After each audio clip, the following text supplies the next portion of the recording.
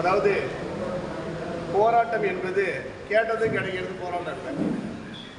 போராட்டம்ன்றது வந்தவனுக்கே எடுத்து கொடுக்குற மாதிரி இருந்தால் நம்ம போயிட்டு தப்பிட்டுருக்கனால முதல்வரை சந்தித்தோம், டைரக்டரை சந்தித்த உடனே அவங்க இது பண்ணியிருப்பாங்க. நம்ம எவ்வளோ துன்பமும் அப்துல் கலாம் சொல்கிற மாதிரி துன்பத்திற்கு துன்பம் கொடுக்கணும். என்னத்துக்கு என்ன கொடுக்கணும்? துன்பத்திற்கு துன்பம் கொடுக்கணும்.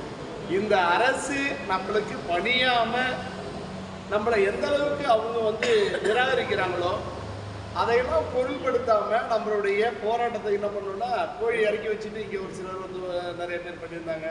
மாவட்ட ஒன்றிய நிர்வாகத்தில் உள்ளவங்களாம் அப்படிலாம் பண்ணியிருந்தோம்னு சொன்னால் நம்ம எப்படியும் ஜெயிக்க முடியும். ஒரே ஒரு விஷயம் மட்டும் சொல்லிக்கிறேன். நான் ஒரு இடம் தருமபுரி வர்றதுக்கு சேலம் பஸ்ஸில் வந்தேன். அன்றைக்கி பார்த்தீங்கன்னு சொன்னாக்கா ஏடிஎம்கேக்காரங்க பூரா டிரைவருங்க, கண்டக்டருங்க, அண்ணா தொழிற்சங்கம் என்ன பண்ணுறாங்கன்னா வேலை நிறுத்தம். பஸ் இருக்குமா பஸ் இருக்காதோன்னு தெரியாது சொல்லிட்டு நான் அந்த பஸ்ஸில் பயணிக்கும் போது எல்லா பஸ்ஸும் வந்துகிட்டு இருக்கும்போது கேட்டேன், என்னப்பா இது ஏதோ தொழிற்சங்கம் போராட்டம்னு சொல்லியிருந்தாங்களேன்னு. அது டிஎம்கேக்காரங்க மட்டும் எடுத்து வச்சுருக்காங்க, நாங்கள் அதிமுககாரங்க ஓடிக்கிட்டு இருக்கோம்னாங்க. அடுத்தது அதிமுக ஆட்சி வரும், அப்போ அதிமுககாரங்க ஓடிக்கிட்டு இருப்பாங்க, புரியுதுங்களா? திமுககாரன் உட்காந்துருப்பான். உங்களுக்கு பிரச்சனை எப்பயுமே தீராதியா, முன்ன நீங்கள் டிரைவராக வாங்க. என்ன சொல்கிறீங்க? டிரைவர் கண்டக்டராக என்ன பண்ணுறாங்க?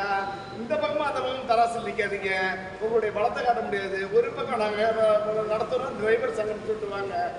எல்லாரும் ரிட்டையர்ட் ஆன உடனே அந்த காசை வாங்கிட்டு போயிடுறான், ரிட்டைர்மெண்ட்டை வாங்கிட்டு போகிறான். உங்கள் ரிட்டைர்மெண்ட்டை உங்கள் பேரை கூட தான் வாங்க போல இருக்குது. உங்களுக்குள்ள ஒற்றுமை இல்லைன்னு அவங்களுக்கு சொல்லியிருந்தேன். நம்ம ஒற்றுமையை பார்த்தோம்.